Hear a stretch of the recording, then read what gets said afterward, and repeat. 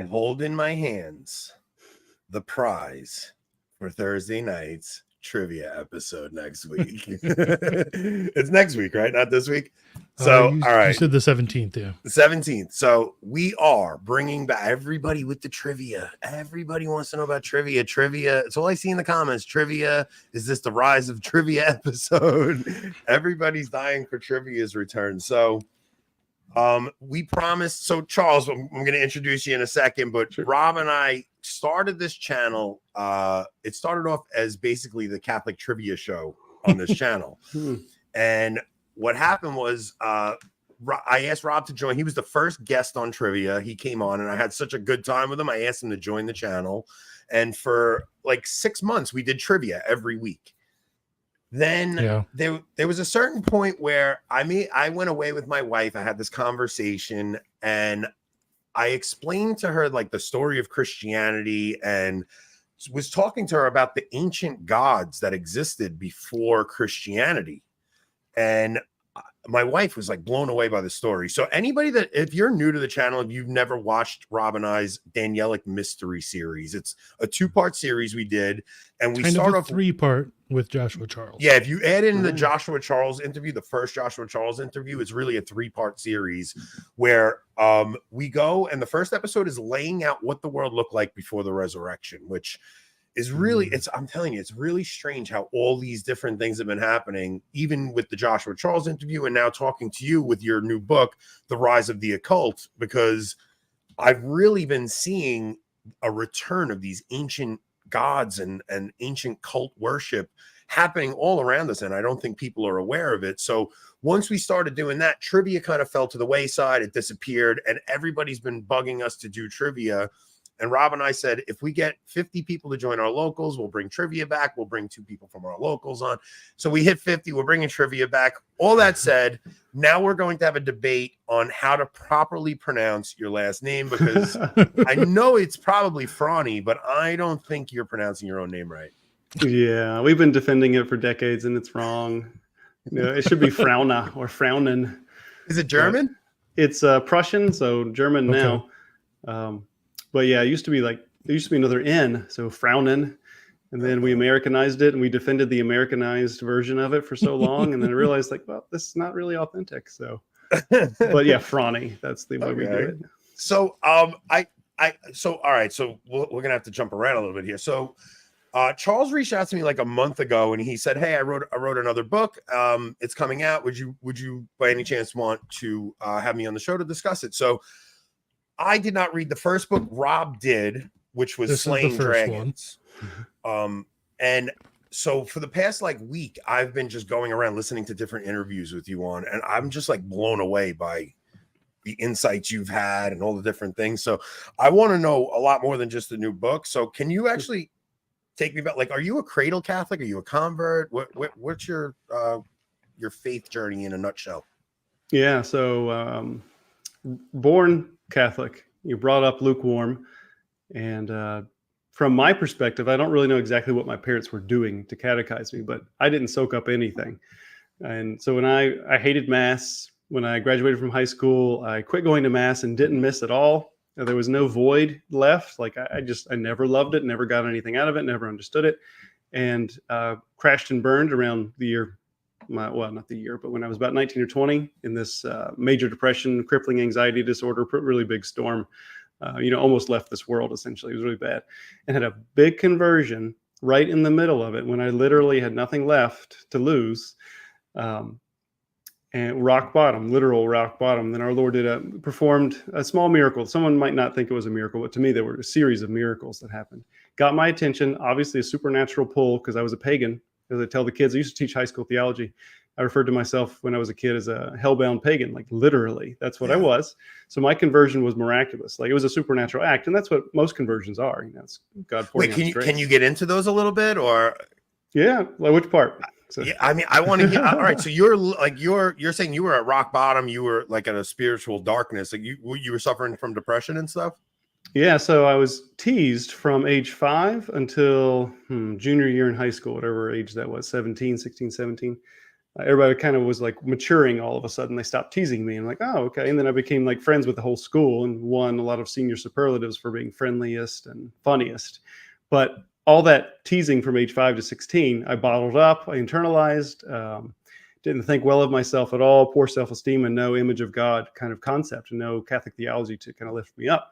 So then senior year of high school, it all just, exploded literally into this stress-induced eating disorder, essentially, or like food processing disorder, whatever you want to call it.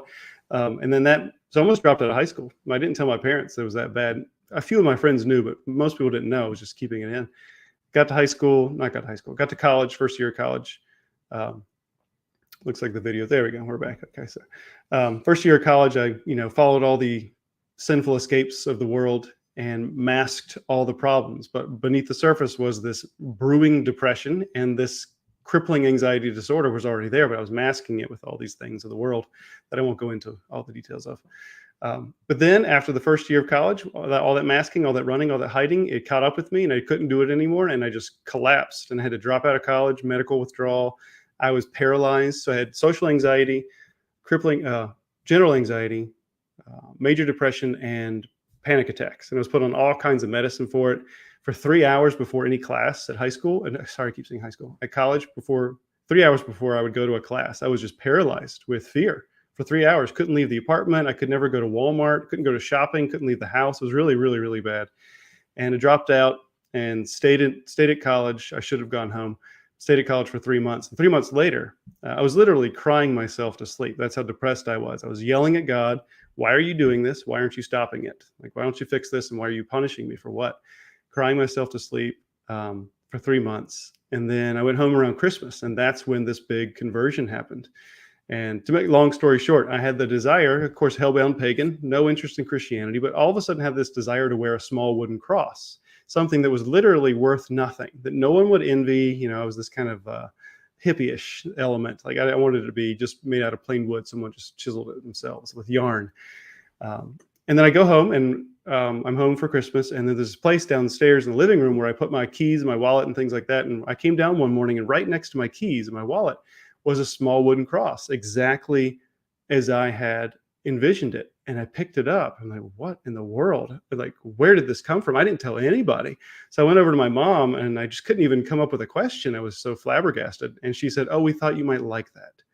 And then that was, boom, the bells went off. And like, God was reading my mind. God was hearing me. God was something during that whole 3 months of crying myself to sleep. So my first impulse, and this is proof to me, especially the more I tell the story, that God was doing it. My first impulse was, I have to go back to Mass. I have to go back to that thing I never liked, always hated, but it's calling me. I have to do it. No one was telling me. So I started going back. Now I have general anxiety and social anxiety disorder, and I'm going back into a public space willingly. Where I was in Wilmington at the time, there was a big Catholic church. So it was big. It was intimidating. And the holding hands during the Our Father, that was just terrifying because when you're nervous, your hands sweat, everything sweats, and you don't want anybody to know. So every week, every Saturday night, I'd go Saturday night just so I could get it over with. But so obviously there was some supernatural grace operating because I was doing things. Did you know to go to confession? Absolutely not. Totally wow. clueless. Okay. Yeah. So I'm committing all kinds of mortal sins here. But unknowingly so. So I think I was invincibly ignorant at the time because I didn't know what resources to go to. So, So wait, whatever. were your parents like Christmas and Easter Catholics, or were you you made your communion and confirmation and that was it? My mom was Presbyterian, and she converted when I was a senior in high school. My dad was Catholic, is Catholic, but I think he was just so stressed with work and providing for the family that he just never nurtured his faith. So we would go every Sunday, but if I could pretend that I was really, really asleep, and I'm like, I was obviously not asleep, but he was doing his best. Everything but dumping water on my head to wake me up on Sunday. Then we would just not go, but that was rare. But we didn't. So we would go every Sunday. Okay. But we didn't pray before meals. I knew it was not taught the rosary, not really taught the morals and things. That was just a typical Catholic, and they were just following the culture, Eventually, my mom converted because she saw at Mass the ritual. She wanted this ritual. It actually plays into my book, the importance of ritual. It drew her. But her conversion was so powerful. She went from just kind of anxious, or just, I don't really know, just not happy, not at peace. Flipped overnight. And my brother and I both one day were remarking, like, Mom's different since she became Catholic. Like, what is that? But I didn't get it, didn't care, didn't process it, didn't put two and two together until years later when I had my own conversion. Then I realized, like, wow, I saw this happening to my own mom, this peace infused into her when she converted.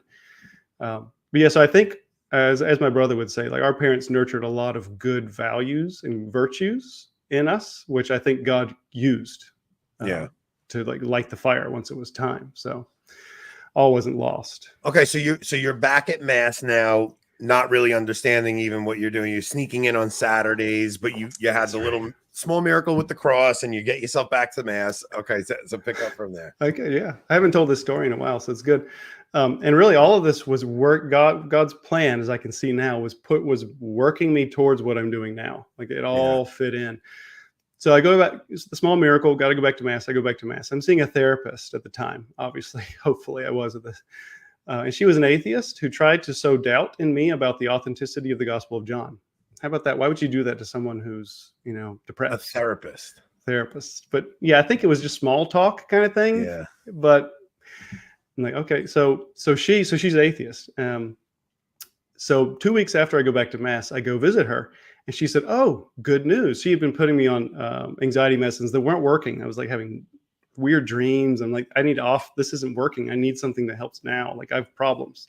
So she said, "Oh, good news. I just found a medicine." So she's been practicing for like 10 years or longer at this point. Just found a medicine that I've never heard of before. Okay. So that's bells went off. That has the miraculous side effect. Oh, she's an atheist. Why would she say that?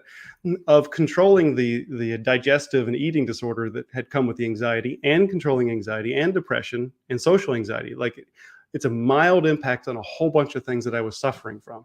So was the eating overeating or undereating? Undereating. Okay. Yeah. So like, my body could no longer digest food properly because of the anxiety.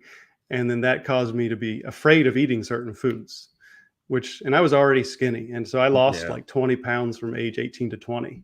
And that's the reverse course, Yeah. So I was in a bad way. And people, my family who saw me during that time, they told me later, decades later, like, yeah, we were scared when we saw you. Like, you looked bad. And they never told me that. Probably a good thing they didn't tell me. But so she put me on this medicine, and the whole game changed. It didn't take it all away, but it gave me a grip, gave me a handle. I'm like, all right, maybe there's a way out of this. Eventually, she put me on all these other medicines. One being something like Klonopin. It was like the immediate anxiety reliever. And once I started figuring out how to use it, because I was going back to college now, took a year off. I started taking summer classes just to get back in. She told me how to use it. Take it right before you go to a class, right before the trigger of anxiety, because I didn't know how to use it. When I did that and I would go to class, I'm like, I'm not anxious. This is weird. What's happening? I was anxious essentially since I was like 6 years old. I just never labeled it. I never thought I could be happy. Never thought I could be peaceful. And this medicine showed me it's possible. And then immediately God essentially spoke to me and said, I can do it for you. Let me do it. And then I told her I went off. It wasn't a voice or anything like that, but it was infused. It was strong. I said, I went off everything. I went off all the medicines. She said, okay, well, slow down. You get it. Some of them, you get attached to. Off. Yeah. So she said, let's make a program, see how you do. So it took about like 6 months to get off everything, including that first one, which was very mild. Didn't have many side effects. But when I got off that last one, I realized I'm flying solo, except for the grace of God, like no medicines anymore. And then it was like conversion 2.0. I was introduced to St. Francis, Mother Teresa, the whole idea of divine providence. Yeah. When I heard the idea of divine providence, like, wow, God loves us that much? Really? Like, he wants to provide everything we need? Like, it was just too good to be true. Yeah. But it was true. Like, and so that was conversion 2.0. And then I met all these, I was in a discernment group. Again, it's kind of a ridiculous thing. I wanted to be a priest. Yeah, I left that part out.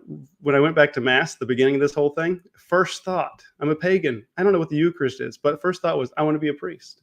Wow. What is that? So I told my mom, and 6 months later, when things were actually kind of bad, I was in the middle of like all the medicines, like the high point of all those medicines, but things were moving forward spiritually. I told my mom, because they were really worried about me. They came down, and Yeah, yeah, good. A lot of people can relate to the story, but they came down because a friend of mine saw how bad I was. A college friend looked my parents up on the internet. This is 2001, no, year 2000. So internet's not big. How Called them. old are you? I'm 43. Okay, so you're about a year or two older than us. Okay. Oh, me. Rob's a baby, but I'm 41, so I'm not your age. Come on. Rob's 27. All these youngins. No, I'm not 27. That's funny. 34. You and I are around the same age. So yeah, so Okay, 2000. But even just jumping into the anxiety and stuff like that, like I think for people that don't have that don't suffer from any kind of anxiety or anything, like they really can't understand it, but anxiety can be crippling. Like I have family members that deal with things that whether it's bipolar disorder or I have a brother who really has severe hypochondria. Like he is so afraid that he's going to die all the time. Like anxiety is such a crippling thing that for God to really take that away had to feel like you're saying it's a little miracle, but that had to feel like such a life-changing experience for you. Yeah, it was. So my counter was, the way I referred to it for a long time was, it's too good to be true, but it is true. Like the power of God, his desire to share it, what it can do. It was like a fairy tale that was actually playing out in my life.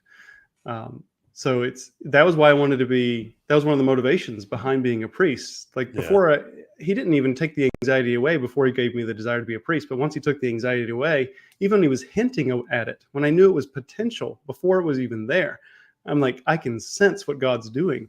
Yeah. I want to be a priest so I can share this with the whole world. So I had a false motive to be a priest, which is why I never got ordained, because I eventually figured that out. It took about 9 years for me to figure out that he wasn't calling me to be the. Were you in seminary? You joined seminary? Yeah. So I went. So 2000 had my conversion. 2001 conversion 2.0. Got back into college, and then 2002 fall I entered a seminary program with the Diocese of Raleigh, and I did a pastoral year. And then they didn't think I was ready to go, which, even though I disagreed with them strongly on a whole bunch of points, they were right. I didn't want to admit it at all, but looking back, they were right. I was a broken mess and I couldn't see it, but they could. So I took a year off, and my mom actually passed away during that year. And I was home with her and my dad. And that was, again, a gift from God, because we didn't know it was going to happen. But she did have cancer. So I was with her, up until the end. And then I did another pastoral year with a great priest friend of mine who is super holy, renowned through the diocese, and then had this crazy idea, prompted by St. Joseph, to go back to the diocese, even though I didn't want to. But I felt super prompted. Like it was the closest thing to hearing of the voice of a saint, like this experience I had. And for 3 days, I'm like, what was that? And eventually I realized, with the help of this priest, I'm supposed to go back to the diocese. So I did, and they didn't accept me again. So I'm like, all right, I'm out. But then we got a new bishop. He said, give me 1 year and I'll send you. So I waited a year and he sent me. So I was in the seminary for a year and a half, but I was in the program. What was it, for like 7 years? I was discerning for 9 total, but a year and a half actually in the seminary. And it was the seminary experience itself that clarified so much, like took away a lot of spiritual healing, the remainder of the depression and anxiety, because it lingered for like 9 years. It really took 9 years for complete healing from all that damage. But in the process, Jesus made it very clear, I'm not calling you to be a priest. You love the priesthood, and that's great. You want to be a priest, but I don't. So once he told me, I'm like, wow, that's great. I just want to know the answer. I'm going home now. See ya. But the seminary provided such unique experiences that, it was great. So you got out. Hang on one sec. So Donna, what town are you in? Because she's on Long Island. She's asking if she's looking for a Latin mass on Long Island.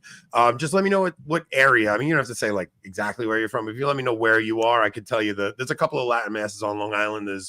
There's one in Dix Hills at St. Matthew's every other week on the 1st and 3rd of the month. Then St. Rocco's in Glen Cove has every Sunday. Sayville, you're probably closest to St. Matthew's, and actually there's an SSPX in Farmingville. So if you're in Sayville, I would say the SSPX is the closest, but St. Matthew's is where I go. I'm not too far from you. So yeah, Farmingville is like Portion Road over there. So I didn't mean to stop the show short, but I'm always it's funny watching this thing play out. I always want to make sure people that are looking for Latin mass can find one. So I'll help you towards the end of the show. So okay, so you have this conversion experience. You leave the seminary. How old are you when you leave seminary?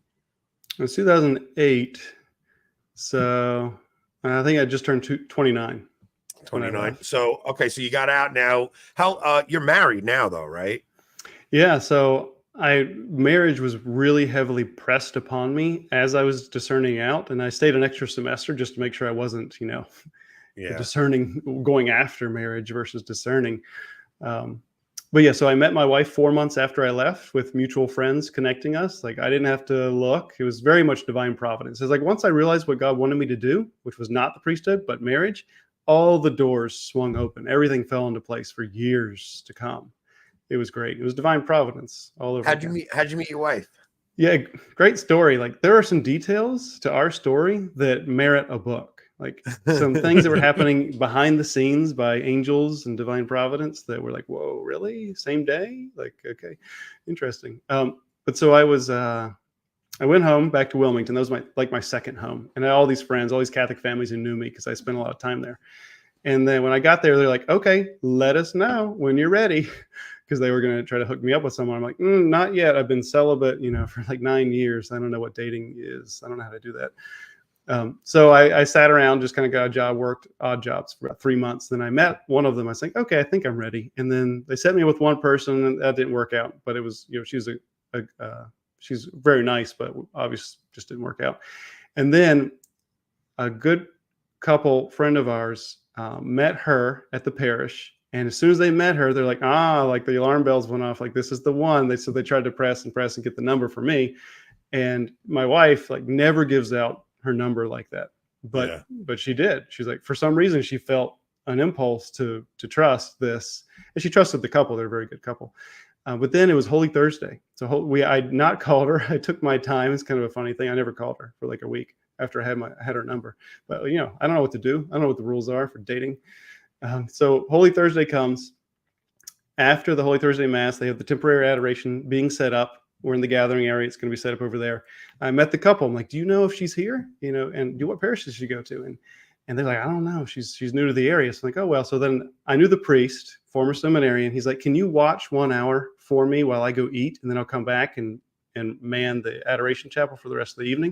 I'm like, oh, that's symbolic. Watch 1 hour. Yeah, sure, watch 1 hour. Happy to do that. So I just knelt and was praying, and she was there.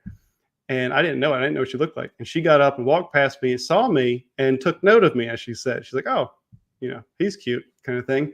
But didn't know it was me. And then she went out and saw the couple, and they're like, you walked right past Charles. You didn't know it. So then they came back in with a note card, put it next to me, and it said, I won't use her name on the air, but she's outside if you want to meet her. And I looked at the card and I looked up at our Lord. I'm like, I think you did this. Wait, slow down. How many people can say they met their wife at adoration? On Holy Thursday. That is such an unbelievable story. I met my wife at adoration. You literally got introduced to your wife by Jesus Christ himself. You can't beat that story. That's amazing. Yeah, further detail. I try to hold back some details, but people like to hear how great this are, great these things are.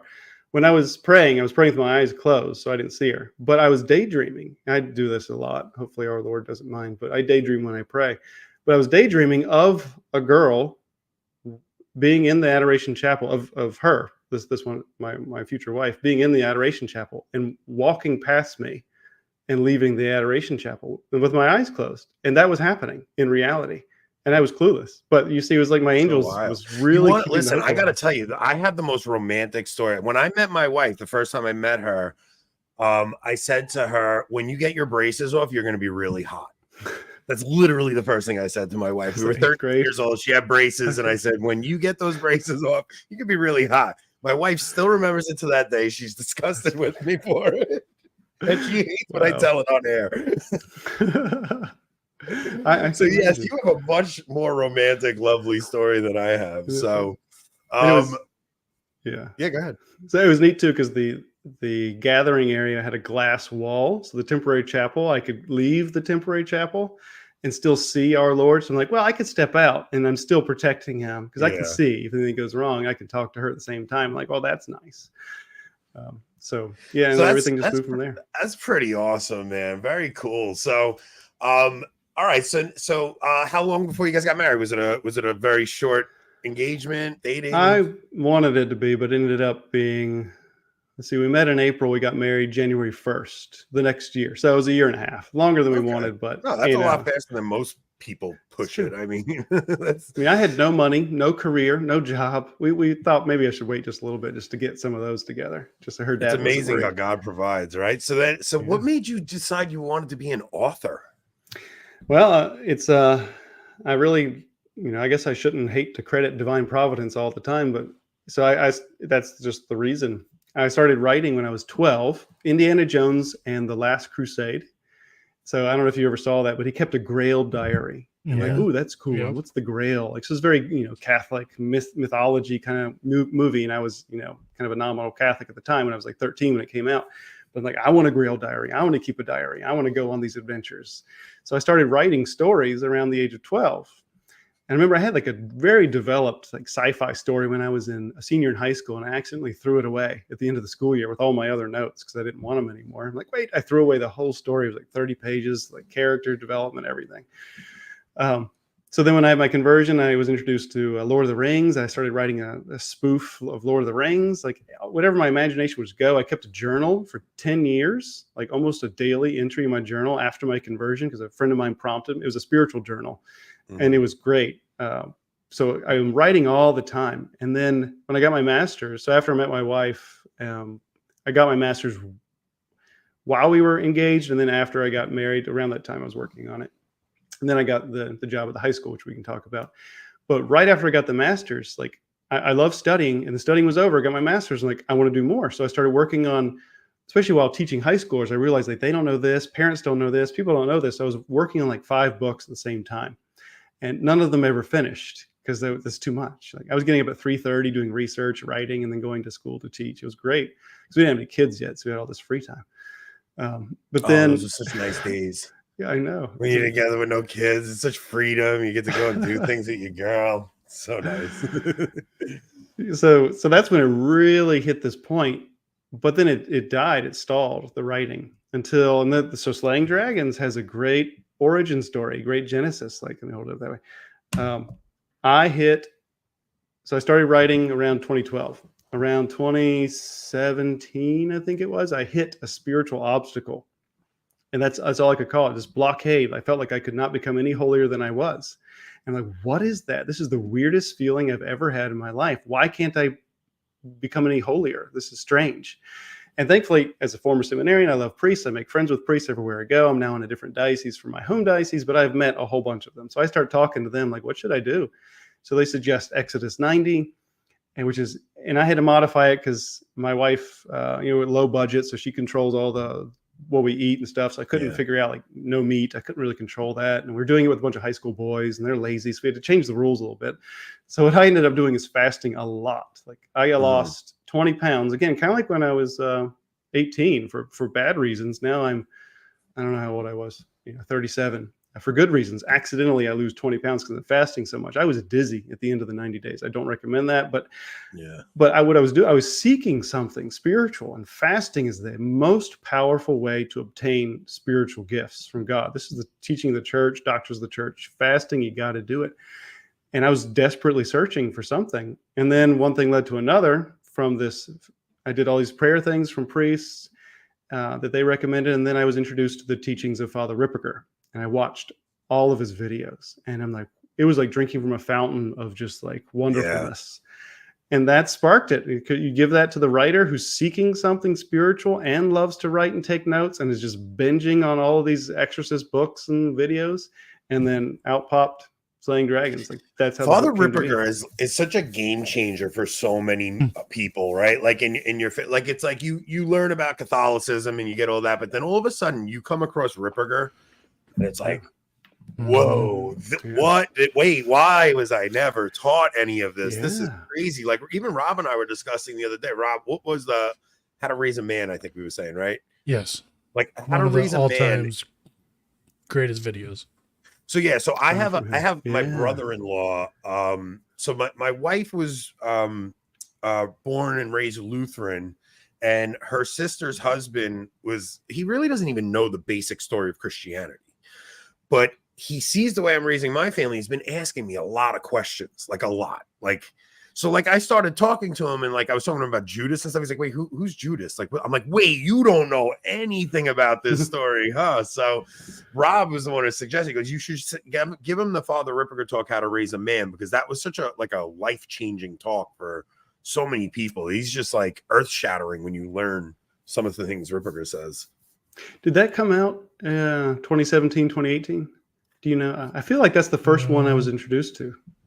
I mean, it was the first one I listened to, and it was, and then you just go on like a Ripperger binge, and then you're just looking for anything you can. I mean, he just did one recently on evolution that was amazing. He's just so brilliant the way he lays things out. We had Father Ripperger on a couple of weeks ago, like that whole all the priests on Sensus Fidelium, Father Wolf, all those guys, like it's just like it's like you were. How to Raise a Man came out in 2014. 2014. How about that? Yeah. So yeah, it's like you were getting Catholic light, and then all of a sudden you get plunged into real Catholicism when you find those guys. Yeah, because I was like, when I was watching his videos, I'm like, what is this? Like, I have a master's in theology. I was in seminary, the program, for 9 years. I'm teaching high school theology, and I haven't heard of half of this stuff. Like, how does that happen? But it was so refreshing. These were all the things I needed to hear.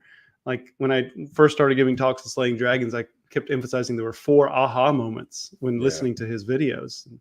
One of them related to anxiety. Like, I had a literal fear of demons, like the total opposite of how it's supposed to be. Like, I was afraid. I'm like, why shouldn't we be afraid of them? They're these wild spiritual, they're demons. Like, shouldn't we be afraid of demons? And the answer is no, like, not at all. Like, they can't touch you if you're in a state of grace. Like if really? you're a baptized Catholic in a state of grace, there's really not much to worry about unless you They're open afraid of yourself you. up to it. Yeah. Yeah. Unless you open. And then, of course, that's why I wrote the second book, The Rise of the Occult, because so many people are in a state of apostasy, really. And they're opening themselves up. Holy cow. I haven't heard from Jake Tate in so long. Where have you been, Jake? We got to talk. I'm going to call you after the show, Jake. I haven't talked to you in a very long time. Yeah, we do need to raise more priests like that. So, all right, man. So you stumble across Ripperger, and then Slaying Dragons comes about. Now, I'm really seeing around us. I mean, I gave a talk in Chicago at the Canceled Priest Conference discussing this stuff, like especially with all the rainbow stuff going on. Rob, play the video of the DJ priest, even though everybody's seen it at this point, because every single Catholic YouTuber has played it at this point. We stirred up a little bit of controversy searching for this DJ priest the past couple of days, but Charles and I both were in this thread, and it's just amazing when you see the imagery in this thing. Like the imagery here, and the thing is, like, it does have a lot of carnival imagery, and we did a Halloween episode where if you properly order Halloween, like, there are ways to actually, like, we do dress up as death to mock death, things like that. But I want to get into this a tiny bit, because can you play it, Rob? Yeah, ready? Yeah, go ahead.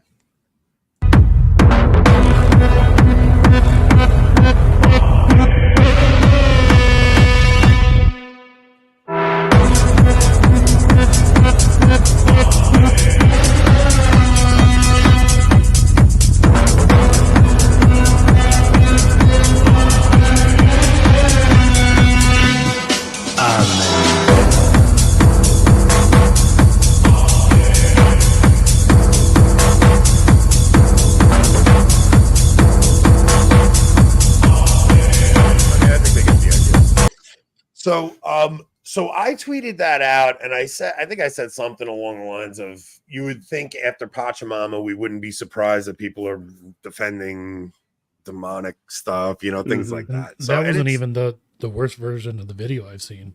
Yeah, there are worse. So the thing is, almost 95% of the people that saw that jumped in and they were like, this is crazy. I can't believe a priest is doing this. But then I did have two prominent people, which one was Trent Horn and the other was Chris Stefanik. Trent Horn defended the priest, and Chris Stefanik actually said where we get thuribles from was paganism. They used to be used to offer sacrifice to Zeus and things like that. So if we got rid of this, we'd have to get rid of the thurible and things like that. Now, my point is, when the early church incorporated some of these pagan elements, they weren't really incorporating pagan elements. They were baptizing pagan elements. So they would go in and see a culture, and they would take something that was pagan and say, okay, let's strip away everything that's bad and we'll baptize it and make it Christian. What I see going on here is just a priest DJing at a rave wearing a Roman collar. And I don't see him baptizing this thing. I see paganism paganizing the church instead of the other way around. Yeah. Like even one of the things I noticed in that video was immodesty, and the music itself is driven towards disordered passions. So you have this pounding, and then this immodesty, like that's not Christian. Like you could try to defend the carnival thing, the mocking death thing, but the video. So I wanted to see if there's any behind the scenes videos, like the actual, like if you were there in the crowd, what would you have seen? Because obviously this is a compilation of things with musical over, but it's on his YouTube. So he's presenting himself as this, regardless of what the event was. And like when that man has his arms out, walking on the catwalk, and the fire's shooting up, like what's the point? And then you have the priest leading it all. Like it's an inversion of the faith. It's a mockery of the faith. That's what it is. It's not a mockery of death and paganism. I almost think him wearing the collar, not only is it not baptizing this thing, it's mocking our faith a bit. And I feel like, so we're going to have Trent on Tuesday. Trent Horn, actually, I mean, look, he was very cordial about it. And I think that there's room for us to have a conversation on this topic without it devolving into us getting it. Like, I'm genuinely interested to see his point of view on it, because I really think like our Catholic sensibilities are so desensitized at this point, right? And it's like, I know for me, really my senses got heightened when I started attending the traditional mass, because when you start seeing liturgy properly ordered, it's less shocking to go from the Novus Ordo to the Latin Mass than it is to go from the Latin Mass back to the Novus Ordo. Like that's when you start going, whoa, wait a minute, this is wrong, this is wrong, this is wrong. So I feel like people have been so desensitized from the things that they've seen over the past 50 years that when they get jolted into something like this, their immediate instinct isn't offense to pious eyes. It's let me defend this thing. Right. Just because everybody feels like they can defend everything for some reason, like everything's available. Nothing's bad. It's really this, like the spirit of deception, the spirit of believing lies, which will come at the end times. I really think we're tasting that, either it or a type of it, because what people want to defend, like the culture with the whole drag queen thing, like defending that, the story, the library things. One thing that comes to mind when talking about Harry Potter is a very complicated conversation, but one thing I like to emphasize is that one bad thing about Harry Potter is that it was written and introduced to children in a post-Christian, paganized world. Yeah. If I had gotten my hands on Harry Potter, and you've heard a little bit of my story, when I was a kid, I would have gone straight into the occult because I wanted that. I was already interested in the occult. I didn't think it was real. I didn't know much about it. It was not around. It was not hip and popular like it is now, like it was in the early 90s. I think it was when Harry Potter came out. So kind of like this video, like the faith is dead in a lot of the parts of the world. And you introduce that with a priest leading it as if it's, and integrating the Ave Maria. And you want, I mean, people, like I mentioned it in Twitter, like some occultists utilize the Our Father in their occult rituals. Just because you put the Ave Maria in there doesn't mean a thing. Like, it could mean make it worse. Yeah, it's like not only does it not sanctify it, it could be desecrate it. Yeah, it's so like I just feel like we've lost all our Catholic sensibilities to the point where like we don't even have a sensus fidelium anymore. Nope. Yeah, and that's very, very alarming. And chapter 4 of my book, I have quotes from Cardinal Burke, Cardinal Mueller, and Cardinal Sarah on the state of the church. And Cardinal Burke, I tweeted a couple of these in the last hour, just because I was looking over it and like, wow, that's one. Cardinal Mueller, I think it was, said that the German hierarchy, who's embracing the LGBT stuff, like has embraced a neo-Gnostic mythology. So that's the occult. He labels it as they've gone into. It definitely is. And then you have Cardinal Burke, who said the world has never been more in need of the voice of the church, but now the church doesn't even know who she is anymore. So when she meets the culture, she doesn't know her mission, her identity. And you can see that in these criticisms of like World Youth Day, different pieces, and this video from DJ Priest, and just what the church is doing in a lot of places of the world. Like, she doesn't know who she is. It's just this big fog, big confusion, big spirit of believing lies is happening. So much of it is because I really think that so people commit the sin of Judas on such a mass scale now, where they're receiving in a state of mortal sin, that their intellects are so darkened at this point that they really, like, you guys really have to understand how disordered your intellect gets when you're not in a state of grace. Mm-hmm. And then if you believe that you can receive in a state of mortal sin, you've compromised all sorts of theological points and doctrine. You compromise your faith too, if you're conscious of this. And a lot of people are conscious, like the Amoris Laetitia fallout, all that,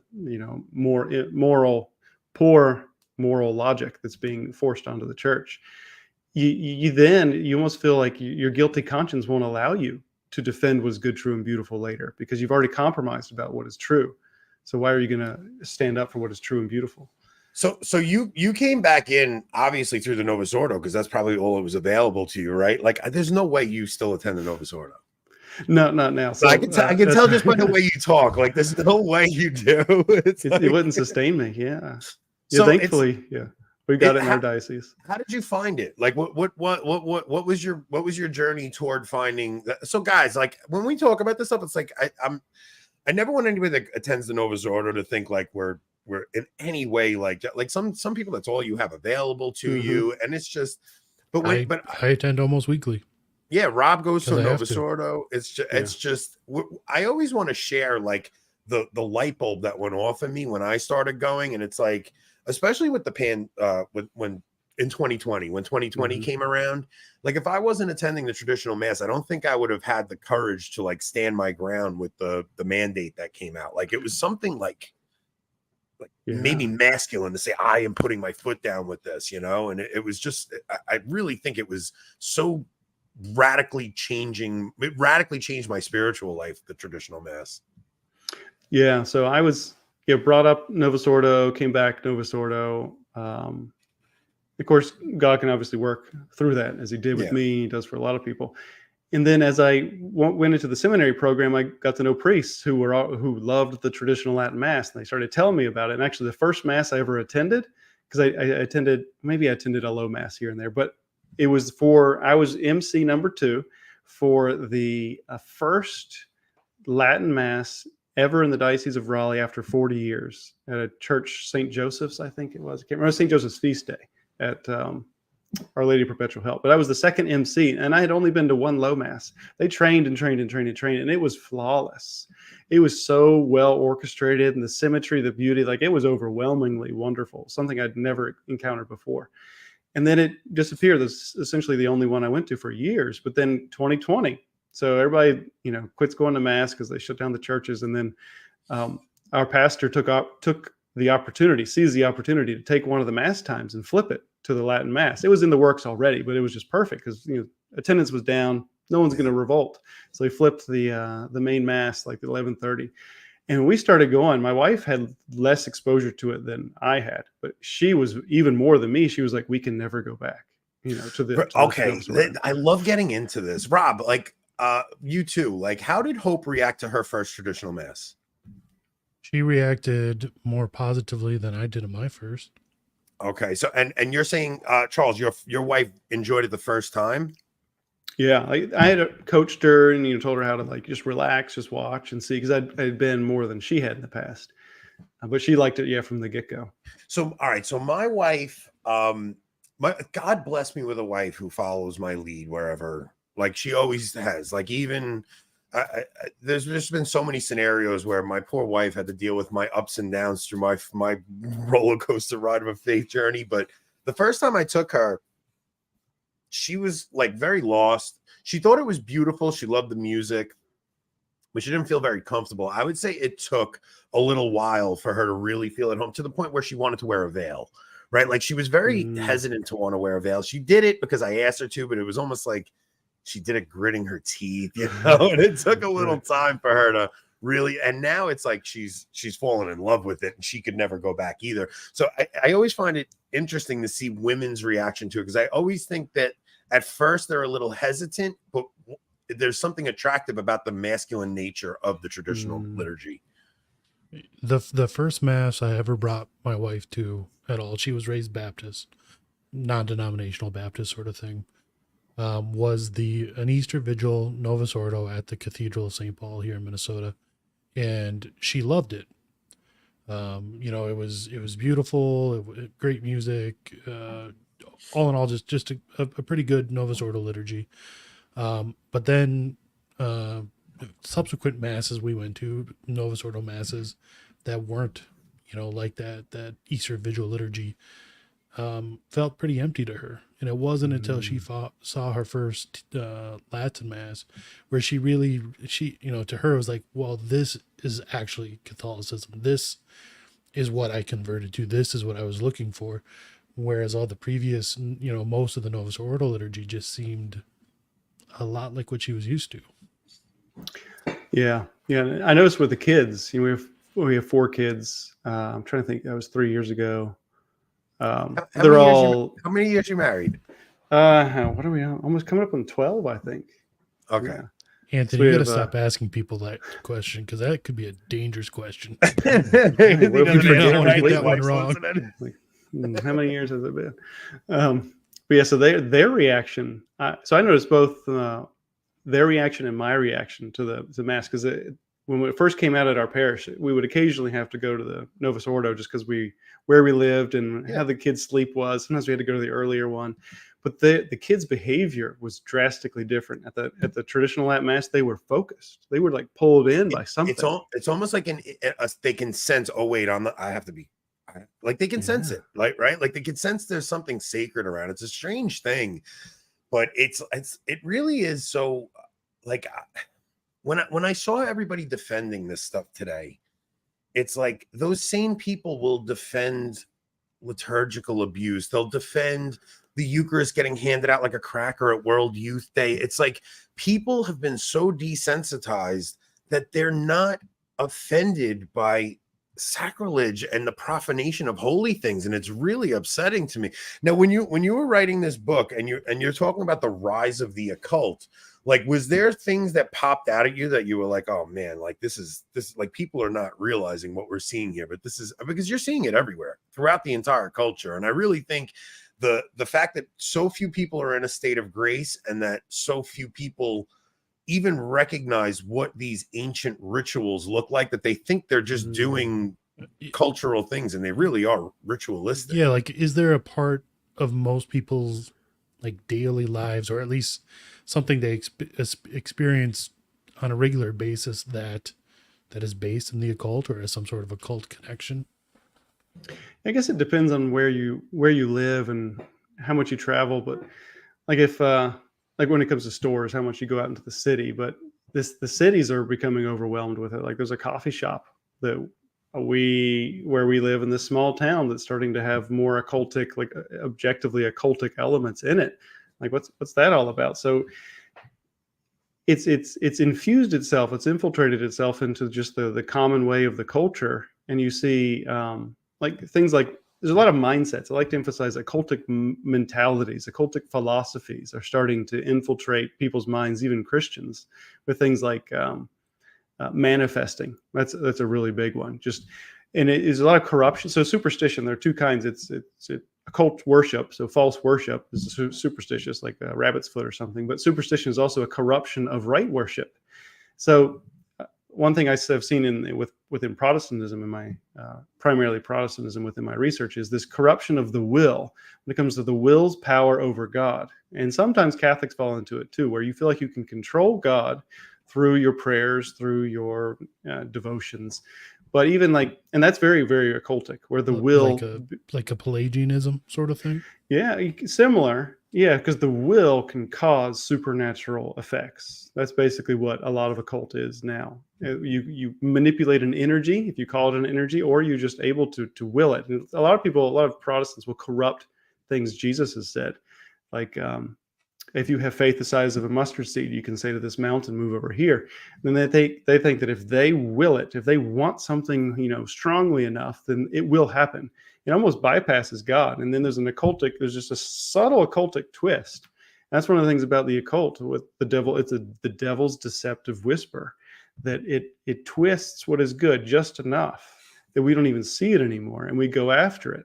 And we're all kind of on the verge through pride. Pride is at the heart of all of this. We're all on the verge of this occultic mentality, but no one ever calls it that, because the occult, is usually like Satanism or Wicca or witchcraft. But if you have exalted your own self above God in your everyday life through pride, well, that's occultic, essentially, if you want to make the word really broad in what it gathers. So things like that, I would say, pop up a lot in people's lives. You could see like everybody's listening to Russell Brand now, right? Like his YouTube channel is blowing up, and I saw him.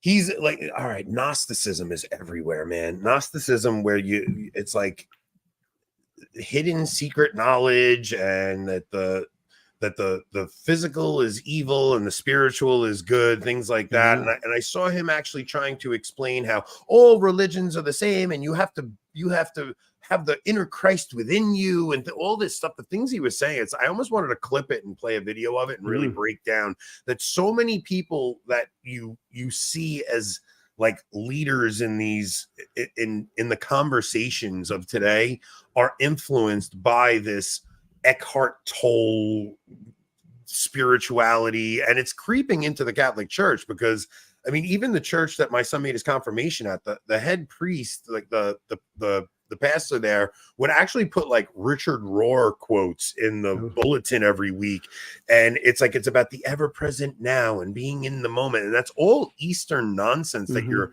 introducing into your Catholicism. It's like, guys, go back to get away from anything modern. Just go back into something. The parish we came back to the church in, that Hope was confirmed at, and our marriage was convalidated in, they had a centering prayer. Yeah. They had Catholic yoga, and they had a prayer labyrinth. Yeah. It's like the unholy trifecta right there. Charles, did you ever look into Catholic yoga? Like, do you know anything about that? Because I really want to get into this, because oh man, like I said, my wife will follow my lead and do whatever I ask, but it was a big fight when I told her you're not doing yoga anymore. Oh, so you want a clip you can show her. I want to be able to show her, like, look, okay. So, I mean, the way I described it was, listen, you are participating in a ritual that is a liturgy, right? So it's like, would you ever see a yogi make the sign of the cross? No. What you're doing is moving your body in liturgical fashion, and you are inviting things into your body by moving yourself in certain positions. But she found a clip of some woman talking about Catholic yoga, how as long as you're focusing on Jesus, this is totally fine. It's very frustrating. She might have heard this. She's gonna be mad. She hates when I mention her on here. That's funny.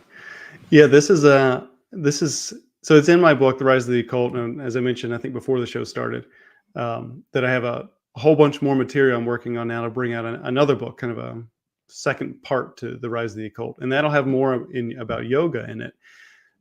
So yoga is really, really complicated. So when we got modernist Kennedy in here again. This guy, he's always preaching modernism. I'm just tired of Kennedy Hall and his modernism.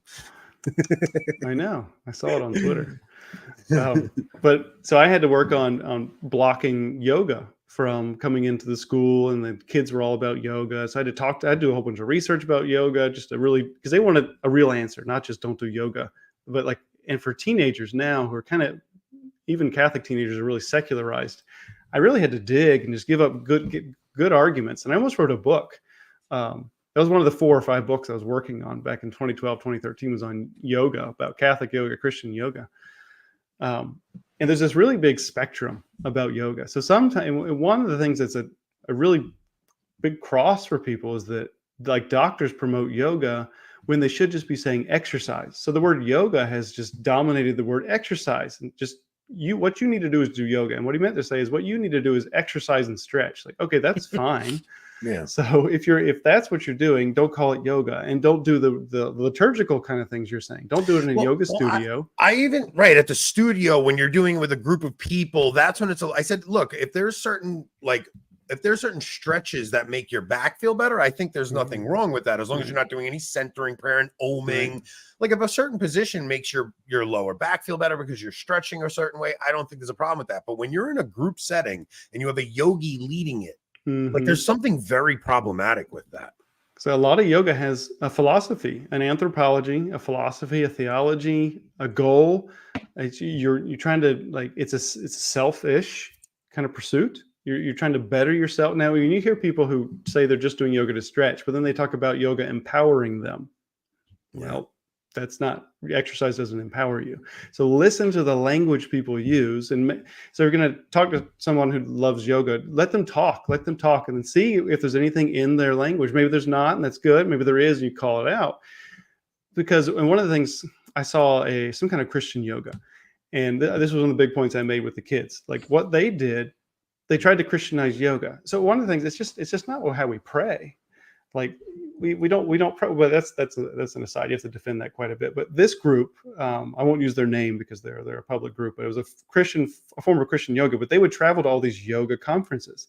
All of their instructors would have to go through the Yoga Alliance training program. And a lot of Christian yoga groups will go through Yoga Alliance. It's like the big yoga training group, and you have to learn about chakras and You're all being kinds of Hindu ordained. stuff.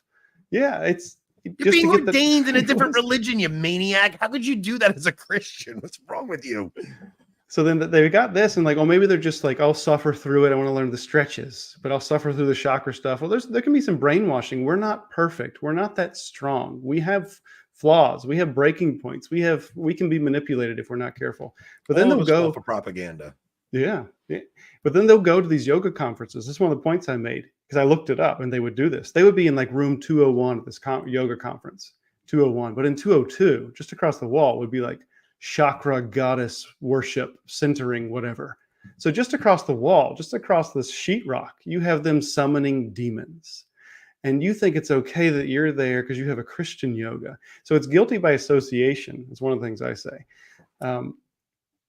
So there's a lot you could say about yoga, but be prudent, be rational. Like, what are you actually doing? Is it just exercise, or have you crossed? Because it's easy to cross and it's quick to cross because you're tapping into a power in yoga. And some people admit to it, some people don't.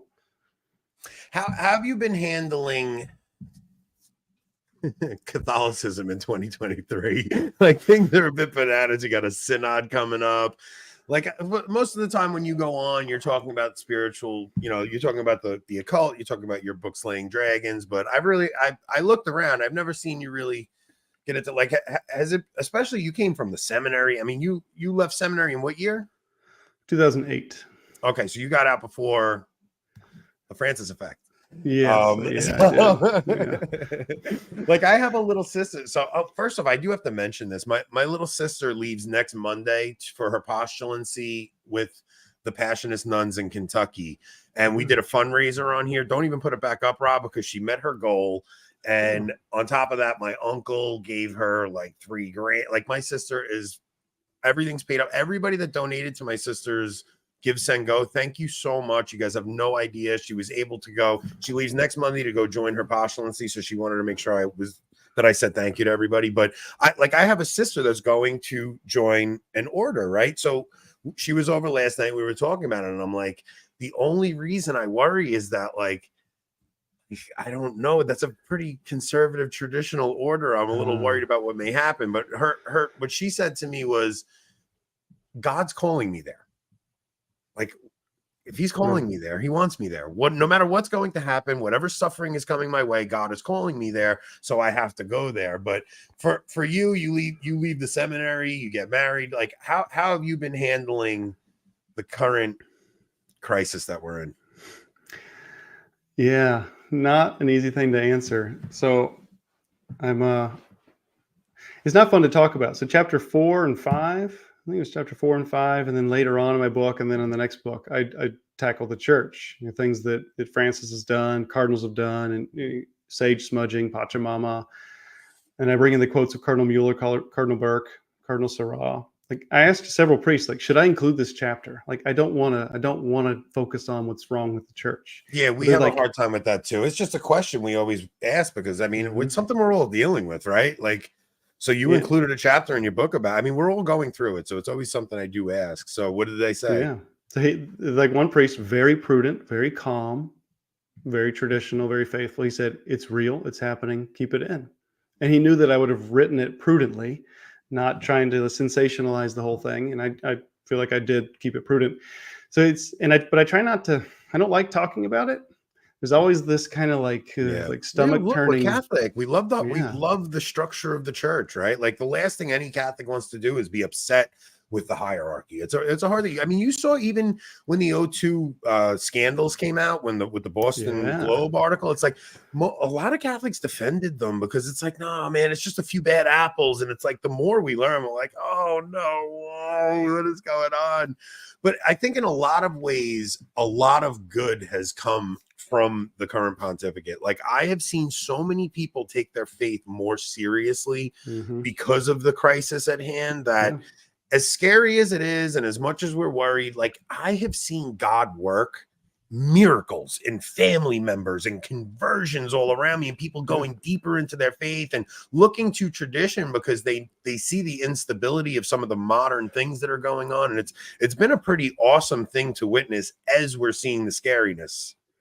Yeah, what I did, so I was teaching Catholic high school, theology, Catholic high school, and they're watching the news, they're hearing this stuff. I have to explain it. I have to figure out what to say, and like I don't want to talk about it, but I do at the same time because I'm angry, and I have to explain it to them so that they don't leave the faith, don't think it's silly, so they realize we're in a war, all this stuff, how it works out. But I did a deep dive, 2016, 2017, right before that spiritual obstacle emerged, which led to this spiritual renewal, which led to slaying dragons. I did a deep dive into what is going on. Like I researched sedevacantism, SPX. I researched everything, the old popes, like what is going on. And what eventually I realized, like, it's too big for me. I can't figure out what is happening, but I know what I'm going to do. I'm going to hunker down with the old popes, as I call it. I'm going to hunker down with tradition. That was before the Latin Mass came to my area, came to me. Like it was already there, but I just couldn't get to it. And that was super refreshing. I learned so much stuff. And that again paved the way for learning so much stuff from Father Ripperger and these other exorcists, because, and that stabilized me, that enriched me, that made me like purified my conscience, made me take the faith more seriously, see, what's good and what's evil, what's true and what's false much more clearly, step out of the fog, step out of the deception. So I think in that sense, it's a godsend. It is. I'm telling you, like, I think that, I think, like you said, like that stuff is really too big for us. And I don't think it's our role to have an answer for that. I think that we just need to all have a little bit of humility about the situation right now and just let things play out. God, like the thing that I see is people having conversions in my life that I never thought would. I see even this whole thing with my brother-in-law, like we're going away together and like we're going with just my family, my wife's sister's family, because he wants to talk to me about God.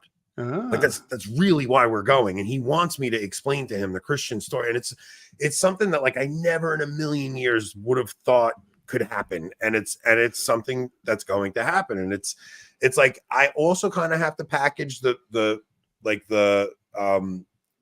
guess you would say like a qualifier, like, hey, look, I'm telling you all this. It's a little crazy inside the church right now. Right. It's a little nuts, but this stuff is true. And it's like, it's not up to us to answer all of these questions. You just have to leave room for God to work. And I do think God's going to answer all this stuff. I don't think anybody knows. I think even like the hardline sedes that think like, oh, this is a Vatican II sect, things like that. It's like, guys, you don't know. We're all confused right now. Like we really are. Yeah. So, which is why I think I can have a good conversation with a guy like Trent Horn, because I think that he holds a perfectly valid, acceptable opinion during this time. It's like how could you ever say following and being loyal to the Pope is not an acceptable position?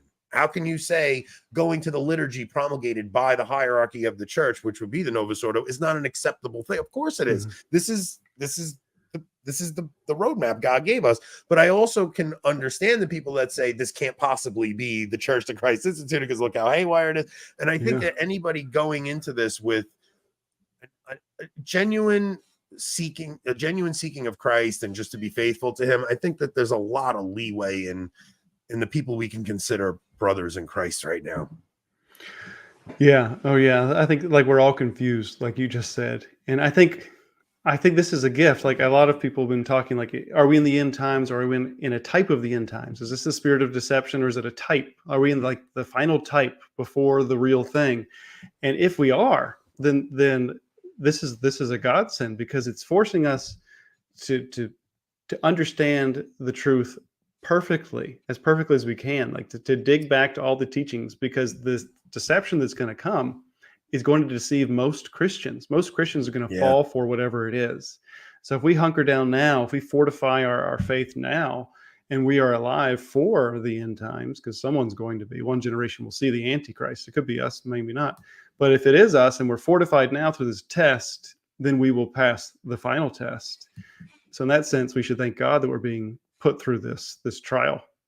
Yeah, Jesus literally says that the things will get so confused that even the elect will be fooled, right? Like he really says that even the elect will be fooled. So anybody that goes in so confident that they understand what's going on, it's like, you better chill. Like, you don't know. Like I'm afraid to say one way or the other. I'm just trying to really just say, okay, I don't know anything. So let me just be Catholic and try to live a holy life, right? Like just try to be holy. Just realize what we do need to know is the truths. We don't need to know what's happening in the world, what it all means. We need to know that Jesus is God, the Blessed Trinity, the Church, the sacraments. We need to know the faith. We need to know the stories of salvation, and that will anchor us through whatever storm's coming. Do you have any personal favorite devotions that you did besides the rosary? Because I think everybody tries to do their daily rosary. Are there any other like little things that you've been trying to pick up on your daily spiritual life?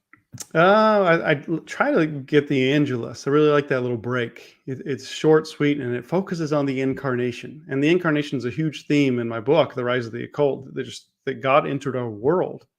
God himself to present himself to us, to ritually through sacramentals. Like the incarnation, so important. And like the Magi, that mystery, the star appealing to the pagans. Like the incarnation is appealing to the pagans. We have to get it to them.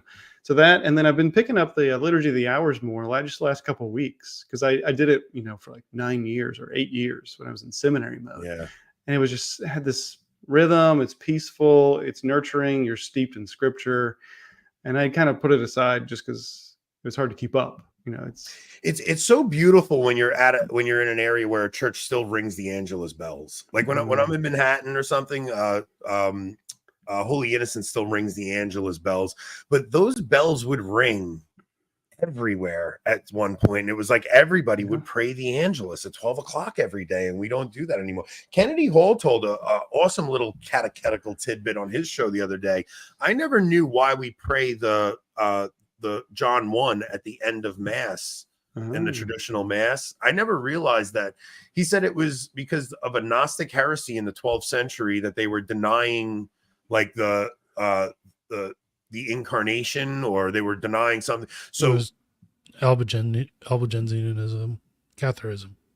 Cathars, right? It was the Cathars. So we added it to the end of the Mass, and when you say the Word became flesh, you kneel down to reflect on the fact that the incarnation happened, the Word became flesh, and it's something that's stuck with, and that's really a development of doctrine. That's like a proper development of doctrine, right?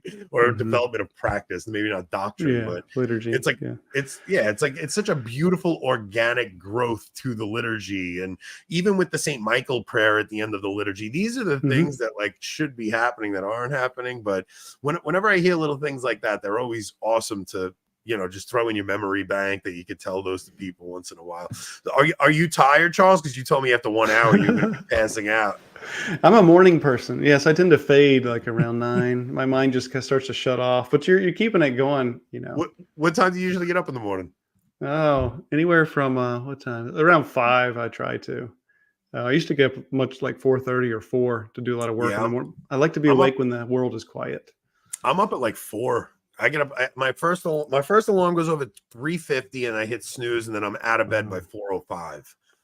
Okay, wow. And then I got to head in, and I work a day job in construction, so I'm usually in the city by 4.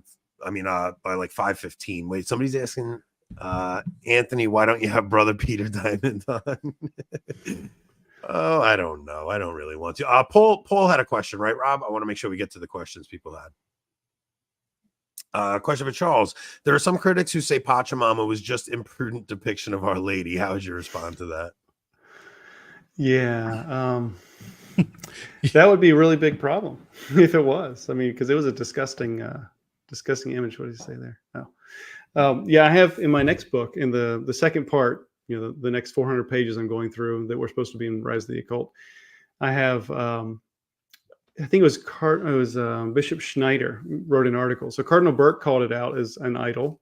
Bishop Schneider called it out as an idol. Bishop Schneider wrote an article. Francis called it Pachamama, guys. Yeah, and Pachamama is a deity, is a fertility goddess. Mm-hmm. And as one exorcist told me, wherever you find a fertility goddess, you find a god of death who goes with it. Mm-hmm. And there are these cults that are around Pachamama where they offer sacrifices to Pachamama, including food and things. But there was one a couple of years ago where they tried to sacrifice a man. It made international news because they drugged him and buried him alive as a sacrifice to Pachamama. And he woke up and unearthed himself and then was bloodied and dirty and ran to the, people saw him and then made the news. And so, but he interviewed, Bishop Schneider collected a whole bunch of bishops' comments from South America, where Pachamama lives, and thrives, and how just evil it is, and how destructive and terrible it was that they paraded this thing in. They eventually made a Pachamama coin. I mean, they hunkered down. The Vatican, made a Pachamama coin. Like they dug their boots in on it. Listen, idol worship from the people of God is not unheard of. It has been done throughout salvation history. Yeah. It's nothing that I'm past the point where I'm going to pretend up is down, and I'm past the point where I'm going to pretend a man in a dress is a woman. I'm just not going to do it. Right. So it doesn't mean the church is defected. It doesn't mean any of that. It means that we have a lot of unfaithful people. That's what it is. And if you go through the story of salvation history, you see the people of the Old Covenant specifically, there's a lot of unfaithfulness. And anytime there's unfaithfulness, God comes and chastises the people and gets their act in order. So I'm just expecting God to do what he always does and chastises people and get their act together. Yeah. And of course, Pachamama was October 2019. A week after I published Slaying Dragons was that. Really? Oh, wow. Yeah. Wow, how about that's that? pretty wild. And then, Oh, I'm sorry. Go ahead. Finish. Yeah, and then those exorcists. It was in November or October, November. They called on the whole church to fast and pray by December 6th because they had discerned that this had empowered a certain demon in the life of the church, and we needed to act against it. And they said it didn't. They said it didn't work, but then COVID came right after it, and everybody was pointing like, "There's your punishment." Sister Sasagawa, I think, from the Akita visions, had a first vision of Mary right after that also. Like there was so many things that happened. So today I wrote a lot of people think, I put it on Twitter, I said a lot of people think a guy like Taylor Marshall radicalized me, but it wasn't Taylor Marshall, it was Kimberly Hahn. So and I'm not kidding about that. There's I forgot what the topic of the talk was, but Kimberly Hahn gave a talk years and years ago. Like you're talking like probably 2016 or it was very like right when I left the church after Amoris Laetitia for about a year, and then I came back, and right when I came back, I was listening to a Kimberly Hahn talk, and she said this one phrase in the talk that like jarred me, and she just said, she goes, "Do we believe this stuff, or do we believe this stuff? Like if you do believe it, then you have to do." And she wasn't talking about the thing that woke me up. It was so I actually I was doing something that I shouldn't have been doing. I was playing cafeteria Catholicism. But when Kimberly said, "Do we believe this stuff or not?" something in me, like my conscience just jarred me. And it was like, I am a fraud. Like I am not living out what I need to be living out. And I got that thing out of my life. It wasn't a personal thing. It was a thing between me and my wife. I told it on the locals once. I'm not going to share it publicly. And it was like, it just snapped me into like really taking my faith seriously. So it wasn't Taylor Marshall. It was Kimberly Hahn. So you never know where or who God is going to use to wake a person up. Yeah. Yeah, that's why I think a lot of people are benefiting from all these podcasters, because we need to be interacting. We need a community. A lot of people feel cut off and they don't have good stories, good inspirations. So that's so true. I mean, every once in a while, Rob and I will catch a comment and somebody will say something like, "Hey, I went back to confession because of listening to your show." And Rob said, wait, because you listen to our show, you needed to confess? We've gotten that comment too. It goes both ways, I guess. They fell into mortal sin from listening to us, but no, it's just it's just, you never know how God's going to use things, and you do always see God in hindsight and stuff. So, Charles, this is a very speaking ahead, of podcasts. What is your YouTube channel? Oh yeah, let's get into that. What do we have to promote? That's right. So it's called the Slaying Dragons Apostolate is how you'd find me on YouTube. That's the name of the channel, Slaying Dragons Apostolate. That's kind of the overarching thing that I do. I'm trying to load more and more things. I don't have all that much time I'm not tech savvy. So I'm trying to make some videos because people enjoy it. They want this information. But then my main website, as you were mentioning, is slayingdragonspress.com. So slayingdragonspress.com is where you can buy books from me. I put my articles there. And of course, my books are on Amazon too. But if you want to get it directly from me and support me, and I can also sign the book happily, you can go there. And I'm also on Twitter, as we've talked about, Facebook. And I'm trying to do Instagram, but I'm no good at Instagram. So what would you say to someone who's interested in the traditional mass, but it's not available in their area? I mean, Rob's in that situation, right? Like, it's just, look, it's not anybody's fault that the bishops promulgated the Novus Ordo Mass. It's not, right? So I would say, look, you try to, you be as reverent as you can, and maybe pick up a personal devotion the best you can. Like, guys, it's not your fault that there is no Latin Mass near you. So, like, if anybody's out there shaming you because you go to the Novus Ordo, that's awful. Like, that's wrong. Like, that's it's what I tend to do, and it's harder now with the kids, is I like to take my Latin Mass missal along and read that through the Mass as if that was the Mass happening before me, reading all the prayers of the priest. Maybe do a little prayers home at the liturgy. foot of the altar. All of that you don't get in the Novus Ordo. That way it keeps at the front of my mind that it is the sacrifice of the Holy Mass, even if it's not everything that it should be. George, Charles, who said George? Why St. George? Is St. George the patron of this channel? Why did you call it Slaying Dragons, Charles? Yeah, I don't really know. It just kind of came to me. When I was deciding, like, what am I going to call this book? It was like the first thought was just Slaying Dragons. I must have heard it somewhere, or I don't know. It didn't take much deliberation, thankfully, because the book title is really important. It's got to be catchy. I love it. I think it's a great name because, look, like, even you think about the symbolism of a dragon. You want to know what's funny? Like, you ever listen to Jonathan Peugeot? Jonathan Peugeot does a lot of symbolism stuff, and he talks about the movie How to Train Your Dragon, and he calls it parasitic storytelling. And like, he'll talk about even the story of Shrek. Like, so it used to be in a story you would have like Beauty and the Beast, where the beast was this monster, and then something happens with true love and he becomes a true man. Where when you look at the story of Shrek, it's the opposite, right? Like, to become her true self, she becomes an ogre. Now, how to train your dragon? Like, dragons are a dangerous thing. You're supposed to slay dragons. You don't train them and tame them. Like, that's not what you're supposed to do. And we see this all throughout our culture now with the way stories are told. It's actually parasitic storytelling, where it's inverted. Every single story we tell in our culture, where every single hero we've had from the past. So every one of these remakes you see with Indiana Jones, what do? They make Indiana Jones this awful man so a woman can replace him. They did the same thing with Wolverine in that last X-Men movie, where Wolverine, he becomes an old man and he dies, and the little girl becomes the one. They did it with the Green Knight. Green Knight is an amazing medieval story. It has to do with King Arthur. And at the end of this movie, which was such a good movie up until the end, when they kill the Green Knight and a woman takes his place and puts the crown on, they're just destroying our culture through this parasitic storytelling. It's crazy. Yeah, there's a book called Landscape. I think it's called Landscape with Dragons. I think it was Michael O'Brien. But he talked about, it could be completely wrong, but he talked about the importance of the symbolism, that in Christian symbolism, the dragon is evil. We need to preserve that in storytelling. A lot of modern storytelling is twisting that, making the dragon a good thing. And you see that also with, and that was in the interviews with some former occultists for my book. They were talking about the symbolism in the culture, like these anti-heroes are taking the stage, just like what you were saying. Yeah. And it's destructive of what the Christian culture stands for and how the Christianity should be infusing our culture. It's presenting a whole new mythology, whole new symbolism into our imagination, which is yeah. How to Train Your Dragon doesn't just train the dragons. What happens is by the third movie, what you see is the dragons are good and humans are evil, and they do this throughout all stories now, right?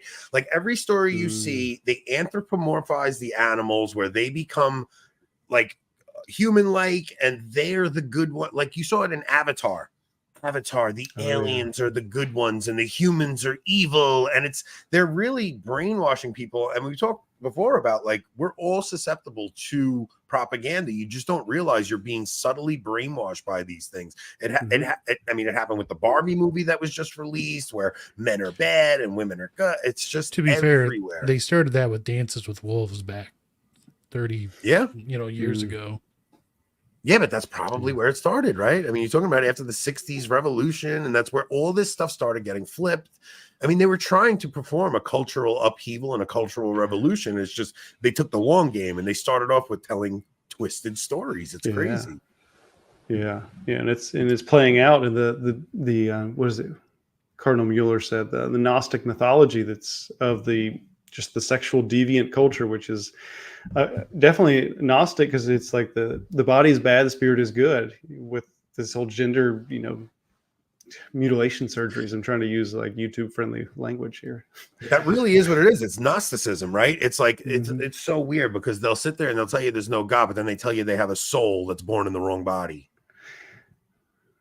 Right. It's a weird thing, right? Like my soul was born. I'm a woman in my soul, but I'm in a man's body. It's like, wait a minute, now you have a soul. So you're saying there's a God, but and then you take the body positivity movement, right? Like, so you have all these obese women telling them I'm beautiful the way I am, but then you go and tell little kids to cut their I don't get it. We are so coming apart at the seams right now. It's so crazy. Yeah. I tweeted, I think it was a tweet a couple weeks ago. Like, is this really how it's going to go down? Like, is this the absurdity that's going to destroy the world? Like, what we're witnessing? Like, this is just ridiculous. I'm telling you but I really think that gives us as Catholics a really good opportunity to evangelize, because when things are so crazy, people are attuned to the truth, and the problem is they catch glimpses of it. Like, especially you see it with that manosphere stuff. So you're seeing all these young men being attracted to the Andrew Tates and the red pill stuff, because they're hearing little bits of truth about, because feminism has caused a lot of rot. But what they're not hearing is that they're hearing feminism bad, and then they take it out, and then you're seeing it affect marriages and stuff, because these men are hearing this toxic ideology from these men. But what they're not hearing is a woman will naturally want to follow a man with integrity that's a good man. Like, it's just what's going to happen. If you are a good man, your wife will naturally want to follow, and you won't have to tell her anything. There's nothing. My wife actually said to me, like, there's no greater freedom than knowing that I have a husband who I can put my trust in, that cares about my soul more than anything. That if I say something, she knows I'm not saying it to lord it over her. I say it because I care for her soul, because I see myself as the priest of her soul, because that's what a father is. The father is, and a husband is the priest of his family's souls. And if you don't take that role seriously, I mean, especially in a time where we have no priests, right? Like, we have no priests. Like, men, you better step your game up. I don't care what happened with feminism. Like, you have such a responsibility right now to care for the souls of the people around you. Don't you dare blame feminism. Blame yourself.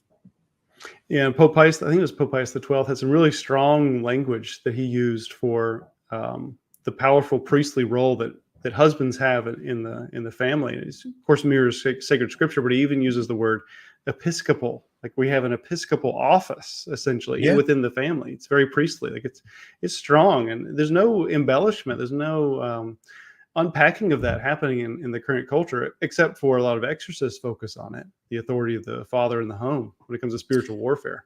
I mean, listen, Robert, you're right. We do need more manly priests. But what I'm telling you is, listen, if you guys had any idea the prayer experience I had recently, like, it was like God like really in like pressed upon my mind and soul and being how much authority I had as a husband and father.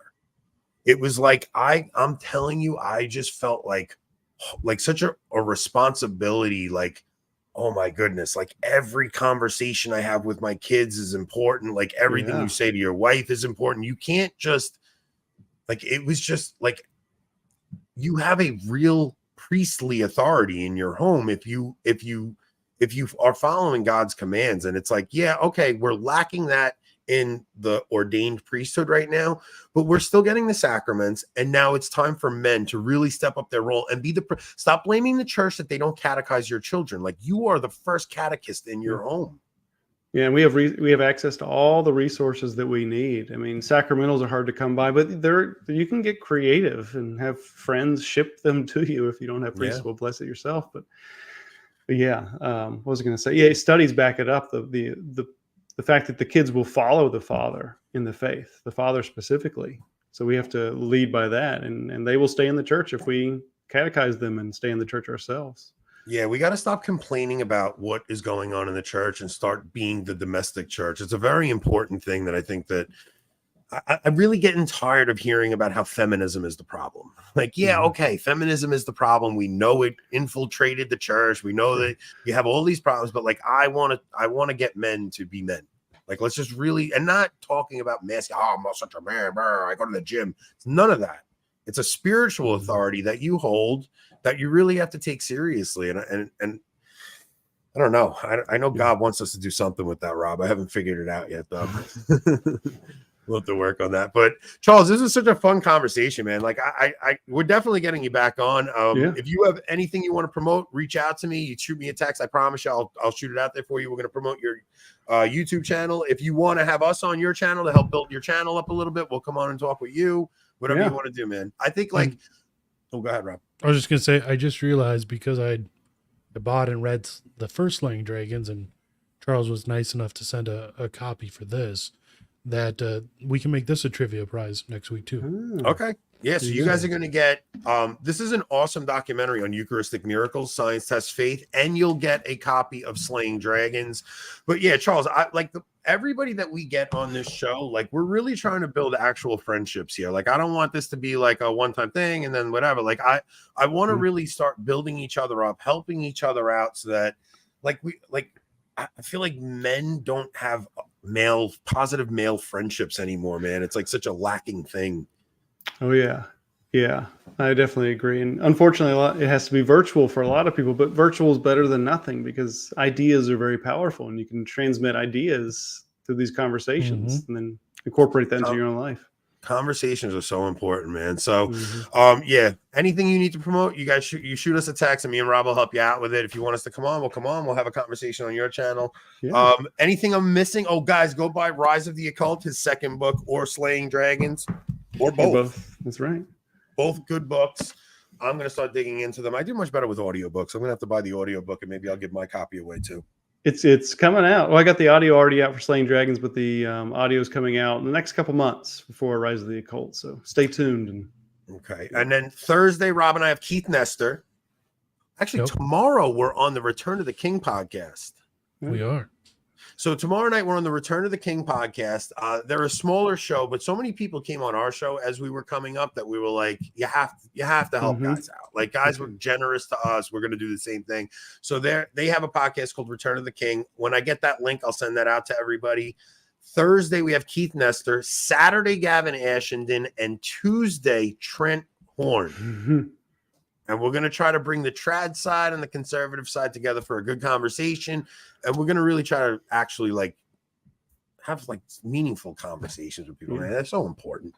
It's good. So, Charles, thank you so much, man. Thank you for coming on. This is a great conversation. Yeah. Thank you guys for having me on, and I'll be in touch with new things coming up and have you on my show if I really have a show. But yeah, I like that. If I can get that moving. I just want to help promote anything you got. If there's anything we can do to help, we'll try to help you. So great. Appreciate it. All right, Rob, take us out, bro. This goes out to all you men out there who are inclined to submit yourself to the lowest faculties in the most pathetic manner. You effeminate man think you were created in order to consume endless amount of pleasure without any consequences? Put your damn video games and smartphones down and pick up something heavy. Do something arduous for once. Pray daily. Submit yourself under the interior discipline. Learn a trade. Buy some land. Get married and have lots of kids so that may you one day raise a generation of virtuous warriors. Learn the rules of the retrograde.